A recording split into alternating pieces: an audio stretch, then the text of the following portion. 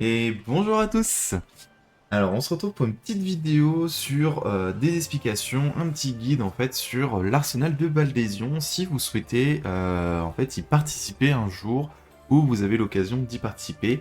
Je vais faire ce guide en 3 parties, dont la première partie ce sera comment se préparer, quels sont les prérequis et ce qu'il y a à savoir en fait avant de démarrer l'arsenal de Baldesion.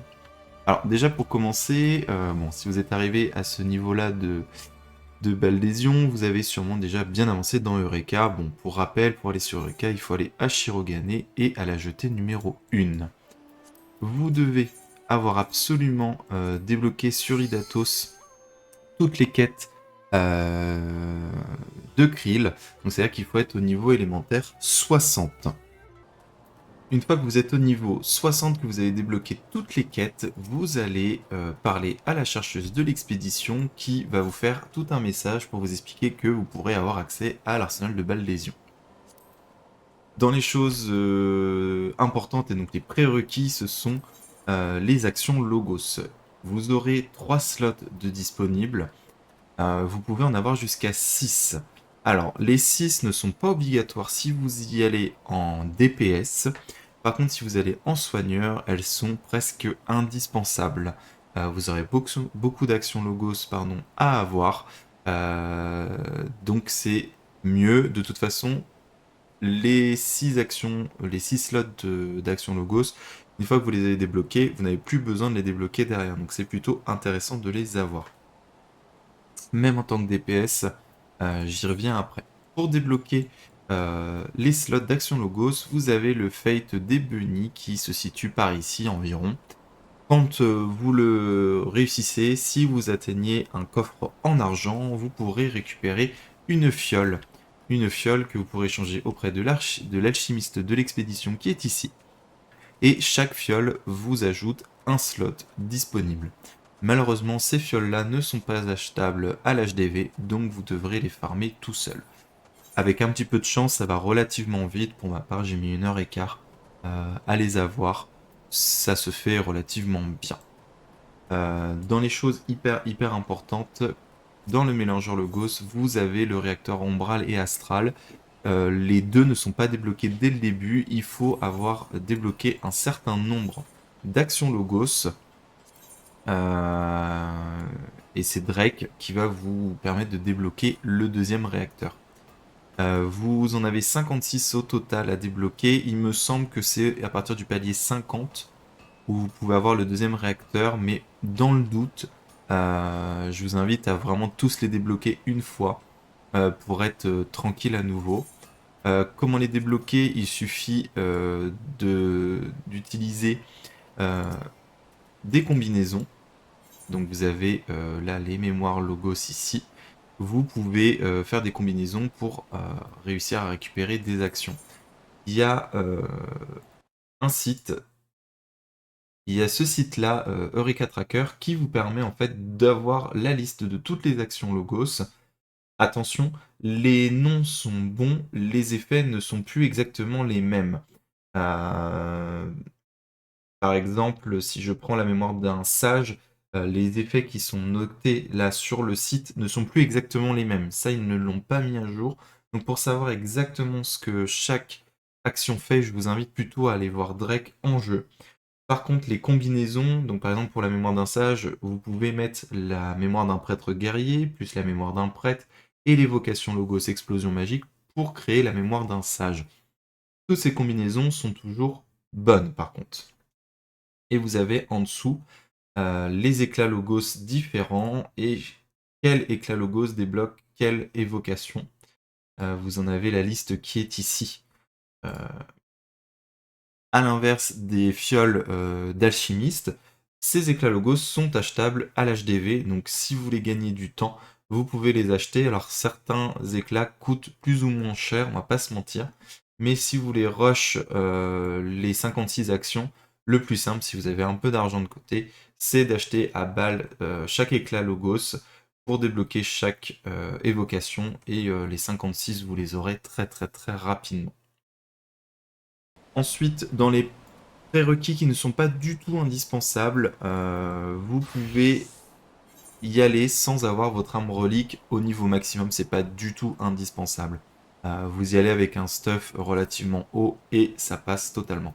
Dans les choses évidentes par contre, il faut que vous aurez forcément les 5 magicites, il faut les mettre dans le même élément. Les 2 magicites supplémentaires ne sont pas obligatoires non plus, si vous les avez forcément c'est mieux, si vous ne les avez pas ce n'est pas grave. Enfin, dans les derniers prérequis, sur le Discord, je vous mettrai le lien. Alors, je vous mettrai le lien dans la description de l'Eureka Tracker, là, justement. Et je vous mettrai aussi le Discord des personnes qui organisent chaque semaine plusieurs runs dans la semaine de Baldésion. Donc, vous pourrez facilement trouver votre bonheur, je pense. Il faut savoir que quand vous allez vous inscrire sur Baldésion, vous allez avoir des choix. Donc, vous pouvez y aller en DPS, en heal ou en tank. Il y a des prérequis par contre qui sont obligatoires, c'est vraiment les actions logos. Par exemple, moi j'y suis allé en DPS, donc j'étais avec mon summoner. C'était cette liste-là dont j'avais besoin, plus les derniers là que j'ai utilisés, donc on les voit pas. Mais ils vont vous donner le détail exact. Et ça par contre c'est obligatoire d'avoir dans vos 3 slots ce qu'on va vous demander. Pourquoi ? Parce que du coup, vous avez déjà l'égide des héros vaillants qui vous permet d'avoir 70% de chance de vous auto-raise. Il faut savoir que dans le Baldésion, les sorts comme résurrection, les résurrections classiques avec la queue de phoenix, etc. ne fonctionnent pas. Si vous mourrez dans le Baldésion, c'est terminé. Vous n'aurez pas votre monture. Vous allez être éjecté de l'instance et c'est terminé pour vous. Donc c'est pour ça aussi que quand la chercheuse vous permet de débloquer l'action, elle vous fait tout un cours pour dire que ça va être difficile et qu'il faut être préparé. Et c'est vrai, puisque du coup sinon vous n'aurez pas votre monture ni les récompenses. Donc vous aurez besoin de ça. Et surtout, le fait d'avoir les 2 réacteurs vous permet d'avoir 2 actions logos en même temps. Donc vous aurez l'égide des héros vaillants et vous aurez aussi la mémoire du combattant qui vous permet d'augmenter de 20% vos dégâts infligés. C'est obligatoire puisque il faut quand même se dire que les monstres ont été calculés en termes de stats avec tout le monde qui arrive avec des actions logos de dégâts augmentés. C'est indispensable. Et après la dernière, c'est la mémoire du coup du sage, comme je vous montrais tout à l'heure, qui permet de drastiquement augmenter vos dégâts, diminuer les dégâts reçus.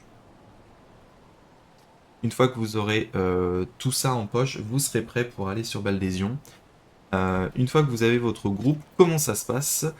Vous allez sur cette map là, à force de faire des fates, il va y avoir un boss qui va apparaître qui s'appelle OVNI.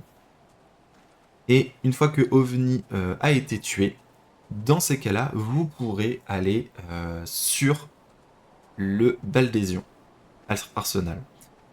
Tant que OVNI n'est pas là, il ne vous donne pas la possibilité de vous téléporter. Ce n'est pas une instance Baldésion, on peut y aller quand on veut, il faut vraiment passer par la case OVNI, c'est obligatoire. Donc si vous avez de la chance, vous pouvez y aller relativement rapidement. Si vous n'avez pas de chance comme moi sur ma première run, vous pouvez attendre 1 heure littéralement que le bougre veuille bien apparaître. Donc là, on est sur le replay de mon kill justement de Baldésion. Donc OVNI, il ressemble à ça. Donc c'est une grande méduse.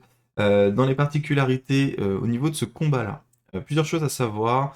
Il va faire aspiration, qui va vous aspirer vers lui, et après il va faire soit un in, soit un out. Donc il faudra l'esquiver. Si vous n'esquivez pas, vous allez vous faire one shot. Et surtout, il va faire fluorescence, qui est un auto-buff pour lui. Il faut avoir une action logos pour lui retirer justement ce buff. Je vais vous mettre après le replay pour que vous entendiez aussi les calls. La dernière chose à savoir, c'est qu'à un moment donné, il va faire nuage d'ion, je crois, ça s'appelle en français. Bref, c'est quelqu'un qui va être ciblé par un marqueur, qui va faire des décharges électriques autour de lui. Il faudra bien se retrouver loin de lui. Puisque si vous prenez les dégâts, vous allez mourir. Donc là, je vais vous remettre la run avec le shot call en anglais de ma run. You didn't see it. It's gonna be hit by all the messages in shout chat. Oh, we are pulling OVNI. We're just gonna start dodging some orange. Bon bah...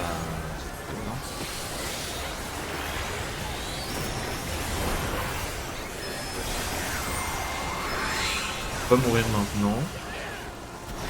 This will need to be dispelled. Thank you.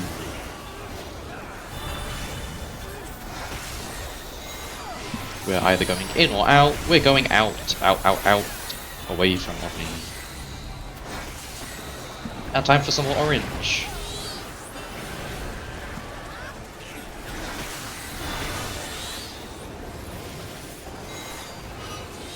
Please raise the dead if you see any. And we're gonna see ion showers soon.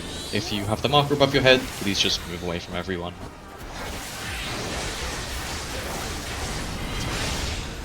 Ok, donc là en fait il faut tuer OVNI, ça va nous... Ion showers in the northwest. Please stay away from it.